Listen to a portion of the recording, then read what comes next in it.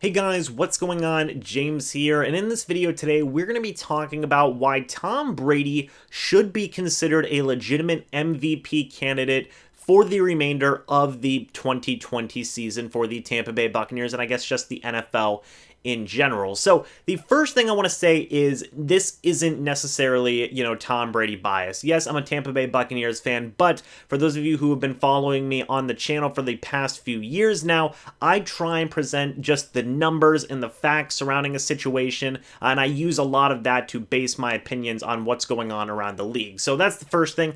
Second thing is that this isn't even necessarily recency bias towards Tom Brady either. Now, yes, he did have a 5 total touchdown game with no turnovers versus the Las Vegas Raiders, but really, it's something he did the week before to the Green Bay Packers as well. And that's the first thing I want to talk about, supporting the idea of Tom Brady being a legitimate MVP candidate for the remainder of this 2020 season, is that the Buccaneers are looking really good throughout the first half of this 2020 season. I know the Giants game still has to be played before it is the end of the official first half of the regular season, but I decided to make this video a week early. And right now, the Buccaneers are sitting at a 5-2 record, the 2 losses being in week 1 to the Saints, when that was an overall insanely difficult game because the Buccaneers could not get out of their own way. They were still trying to figure out things in terms of chemistry and play calling and all these different types of things, and they were not doing themselves any favors. A similar thing could be said in the Chicago Bears game, where penalties just absolutely ruined them. They had 11 penalties total in that game, and it was just an absolute mess from the offensive line.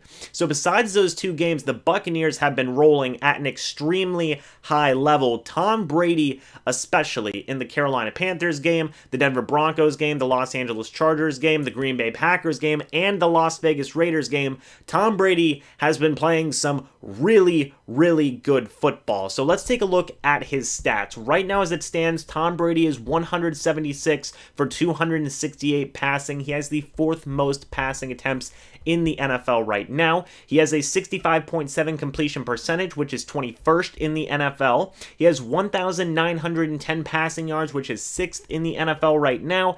18 passing touchdowns, which is 2nd in the NFL, only behind Russell Wilson. 4 passing interceptions, which is 15th in the NFL. 1 lost fumble and 2 rushing touchdowns. So right now, as it stands, 7 games into the year, Tom Brady has 20 total touchdowns to only 5 total turnovers. Last year, Tom Brady had 24 to 26 touchdowns. I believe he had 26. So he is only 6 touchdowns away from reaching his overall season total last year, and we aren't even halfway through the season yet. We are only 7 weeks into the regular season, and Tom Brady is almost matching his total from the entire year last year. So I think it's safe to say that, yes, Tom Brady is playing some pretty good football. Right now, he is on pace for 41 touchdowns, 4,366 passing yards, 612 attempts, 9 interceptions, and 5 rushing touchdowns. He has an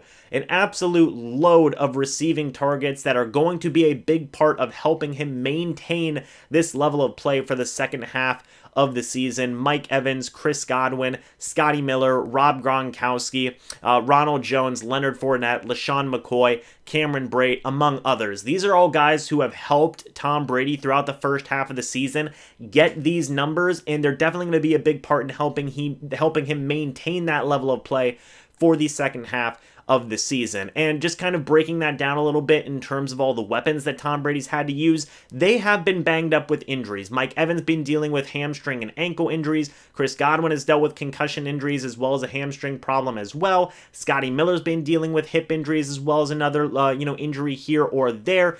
Even Rob Gronkowski has been dealing with some very minor injuries to a certain degree. So the Buccaneers wide receiver and tight end rooms have both been banged up, and even the running back rooms, Leonard Fournette has dealt with some ankle problems, and LeSean McCoy has dealt with some ankle problems as well. So overall, this entire skill position group on offense, all 3 of those groups, wide receivers, tight ends, and running backs, have had to deal with injuries at one point or another, and Tom Brady is still putting up these impressive numbers. And even Rob Gronkowski, who was traded for in this offseason, same offseason the Buccaneers acquired Tom Brady, he's finally starting to get back into his peak form. He's looking like the old Rob Gronkowski in his days with the New England Patriots, and he is finally starting to turn in some very high levels of production, and Tom Brady is starting to throw him the ball a whole lot more as well. So overall, I expect all of these weapons to continue to contribute, barring any injuries, to help out Tom Brady reach those on-pace numbers that I mentioned just a moment ago.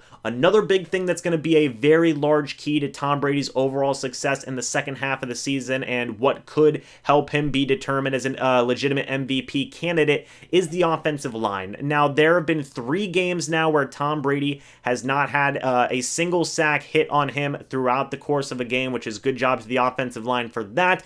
And during the past 2 games versus the Las Vegas Raiders and the Green Bay Packers, they have had no penalties as well, which is great. Keep up that consistency. Keep Tom Brady's jersey clean, and good things will happen. Tom Brady will be able to get those numbers, or at least somewhere close to those numbers that I mentioned in terms of the high passing touchdowns, low interceptions, and high yardage numbers. We just have to make sure that we aren't making, lack of discipline-esque mistakes and shooting ourselves in the foot when it comes to penalties and blocking and things along those lines. So overall, Tom Brady is going to need some help from the pass catchers, wide receivers, tight ends, and running backs, and he's going to need some help from that offensive line as well to maintain this level of play. And there are some reinforcements coming. Tom Brady's, friend Antonio Brown will be joining the team for that Week 9 matchup versus the Saints, and he will be with Tom Brady for the remainder of the season after that point if everything is able to go well